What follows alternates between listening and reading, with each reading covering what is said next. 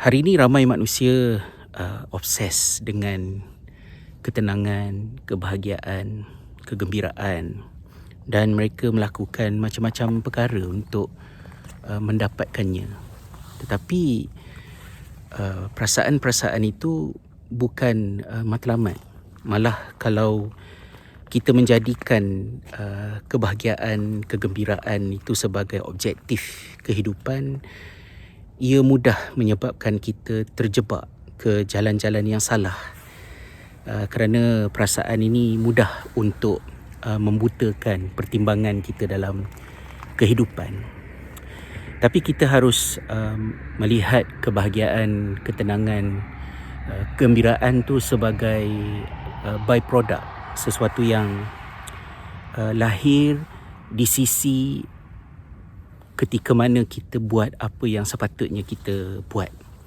Jadi kita perlu meletakkan keyakinan dalam hidup kita bahawa apa yang perlu kita utamakan dalam hidup ini adalah kita melaksanakan apa yang sepatutnya kita buat. Dan daripada menunaikan perkara-perkara yang penting dan wajib tu, kalau dalam istilah agamanya, perasaan tenang dan damai itu akan datang. Perasaan damai dan tenang itu mungkin datang kerana bila kita mentaati Tuhan, bila kita ingat Allah, kita membawa diri kita ke sifat asalnya, kerana kita semua ni Dia yang cipta, Dia yang jadikan kita, dan kita asalnya quote-unquote dekat dengan Allah Subhanahu Wa Taala. Bila kita rasa gelisah, kita rasa tak tenteram, mungkin salah satu daripada penjelasannya ialah kerana kita macam orang yang merantau. Bila jauh sangat merantau, lama tak balik ke asal, ke kampung, kita akan rasa macam kehilangan sesuatu. Jadi bila orang yang lupakan Tuhan, lupakan asal-usul dirinya, lupakan agamanya, dan menikmati kegembiraan hidup sepuas-puasnya, akhirnya tak gembira pun. Malah makin mendatangkan pelbagai penyakit dalam fikiran, dalam perasaan, kan. Yang kita akan rasa tenang ialah bila kita balik ke asal kita. Sebagaimana kalau saya, contohnya Allah rezekikan lepas 4 tahun tak balik ke Malaysia, bulan Disember lepas ada urusan kerja, tapi ambil peluang dengan jasa baik jugalah. Terima kasih kepada majikan saya yang memberi keutamaan supaya sampai-sampai ke Malaysia tu balik kampung dulu, jumpa dengan keluarga. Dan bila balik ke rumah arwah mak, walaupun arwah mak dah tak ada, arwah abah dah tak ada, yang tinggal cuma adik-beradik, anak-anak buah, ya, keluarga, tapi kita tak perlukan kemewahan, keselesaan, dan kita terus rasa damai. Mungkin sebab kita datang daripada situ, kita membesar dekat situ, dan kita balik ke asal kita. Jadi macam itulah juga bila kita rasa something wrong dalam hidup ni, jadikanlah perasaan serba tak kena tu sebagai macam alam peringatan untuk panggil kita supaya kita balik kepada asal kita yang dekat dengan Tuhan. Easier said than done, saya faham benda tu. Tapi begitulah ceritanya. Bagi kami yang membuat keputusan untuk meninggalkan tanah air dan hidup berkelana merantau di negeri orang, saya tak balik Malaysia dah lah. Dari segi pulang tinggal di Malaysia tu rasanya tak lah kot, kalau ada yang masih bertanya. Bila duduk di negara-negara yang macam di island ni, walaupun island ni taklah canggih macam France yang orang kenal Paris, macam UK yang orang kenal London, ataupun Amerika Syarikat orang kenal New York, Los Angeles, dan sebagainya. Island ni kalau ditanya apa yang ada dekat island kalau kami nak datang melawat, saya pun tak tahu nak jawab. Tapi yang banyak dekat island ni, dan mudah-mudahan dia kekal lah begitu untuk selama yang boleh, ialah alam semula jadinya. Macam yang sahabat-sahabat tengok di belakang saya ni, kawasan ni tak jauh daripada rumah, lebih kurang dalam setengah jam saja daripada rumah saya. Kalau balik daripada hantar anak ke sekolah tu, menyimpang sikit tu dah boleh sampai ke sini. Jadi island ni tak ramai orang. Alam semula jadinya damai, tenang, tenteram. Kalau kat keliling saya ni anda boleh tengok lah, siapa pun tak ada kan. Saya seorang saja yang ada dekat sini.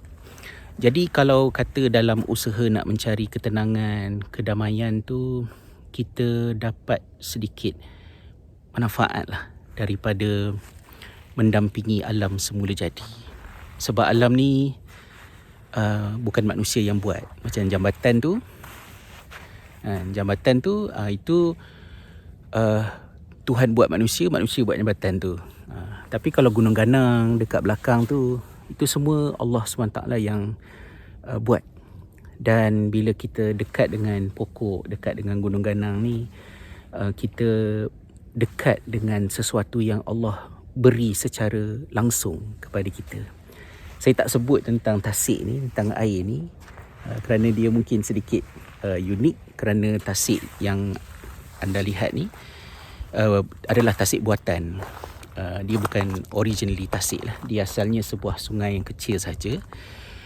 Tetapi bila kerajaan island membina empangan Pulau Puka tak jauh daripada sini, Sungai Lifi ni telah diempang dan banyaklah rumah yang kampung yang tenggelam di dalam air ni. Kalau anda tengok batu-batu ni, ini sebahagiannya adalah rumah yang tenggelam.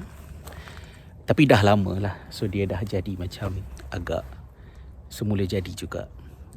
Hari ni saya kurang produktif kerana cuaca cerah, dan jarang cuaca cerah ni walaupun suhu 0 darjah Celsius.